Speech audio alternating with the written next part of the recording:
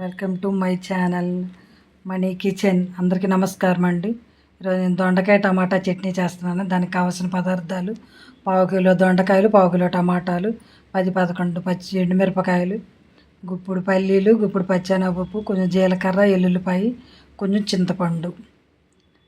తయారు చేసే విధానం: ముందుగా స్టవ్ వెలిగించి మూకుడు పెట్టుకొని ఆయిల్ వేసుకొని గుప్పుడు పల్లీలు వేసుకొని అవి దోరగా వేగాక పచ్చెనగపప్పు వేసి అవి కూడా దోరగా వేపి తీసి పక్కన పెట్టుకోవాలి. అదే బాండీలో ఎండుమిర్చి వేసి దోరగా వేపుకోవాలి. మాడకోకుండా వేసుకోవాలి. మాడితే చట్నీ టేస్ట్ మారిపోద్ది. మాడకోకుండా దోరగా వేపుకోవాలి.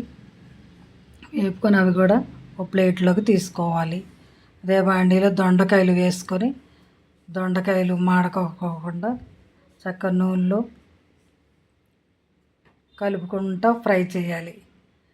అలా ఫ్రై చేస్తూ 2 నిమిషాలకు ఒకసారి మూత పెట్టుకుంటూ తీస్తూ మళ్ళీ కలుపుతూ ఉండి పచ్చివాసన పోయేదాకా దొండకాయలు వేయించుకోవాలి.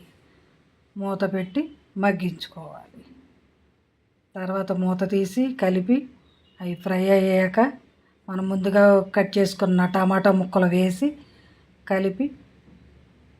బాగా కలిపి అందులోనే బాగా కలుపుకొని అందులోనే మనం చట్నీకి కావాల్సిన సాల్ట్ వేసుకొని బాగా కలిపి కొంచెం చింతపండు వేసి మూత పెట్టి మగ్గించుకోవాలి. అలా మగ్గాక దాన్ని అటు ఇటు తిప్పుతూ బాగా ఫ్రై చేయాలి. అలా ఫ్రై అయిన దాంట్లో వెల్లుల్లిపాయ, జీలకర్ర వేసి స్టవ్ ఆఫ్ చేసేసి పక్కన పెట్టుకోవాలి. మిక్సీ జార్లోకి ముందుగా వేపుకున్నవి వేసి అవి గ్రైండ్ చేసుకోవాలి. అవి గ్రైండ్ చేసుకున్న దాంట్లో టమాటాలు, దొండకాయ ముక్కలు అవి కూడా వేసుకొని అవి కూడా గ్రైండ్ చేసుకోవాలి.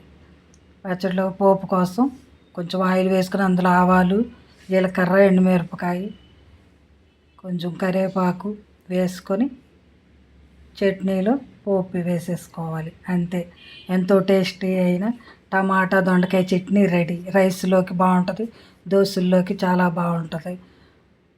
Thank you for